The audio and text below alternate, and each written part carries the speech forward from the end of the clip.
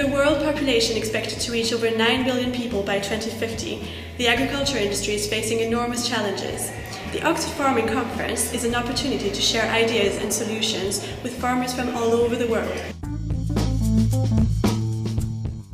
Speaking at the conference, USDA Chief Economist Dr. Joseph Glauber presented a global perspective on food security.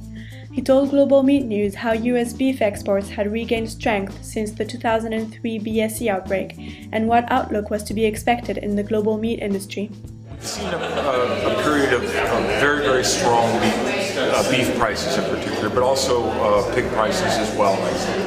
I think, no question, some of that has been caused by high grain prices, which has limited expansion in key developed countries. I know in the case of the U.S., we've seen declining cow numbers, and despite fairly strong pork prices and strong beef prices, still fairly flat production.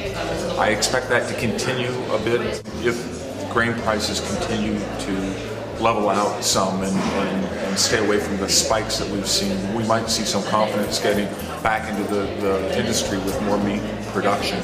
From the standpoint of the U.S., exchange rates has helped our exporters a lot. In the case of beef, for the first time since BSE was discovered in the U.S., we're back above levels of the early 2000s. We're back to exporting about 10% of our beef production, and that's after being very, very low, below 5% for several years, and that's been a long climb back. We've seen some expansion in other key markets in Asia.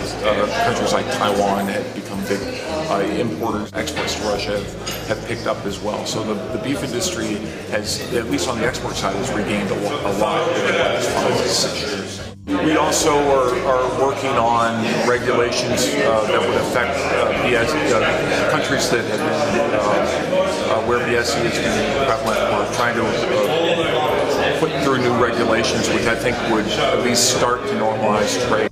As we see income growth in a lot of developing countries, we see diets changing, we see more consumption of meats. I think the case of Asia over the last 20, 30 years has been very striking. We see two things. We see meat production increasing or meat imports increasing. And in the case of China, we've seen both. For world meat producers, that's created a good opportunity in those markets, particularly for pork but also poultry and for beef.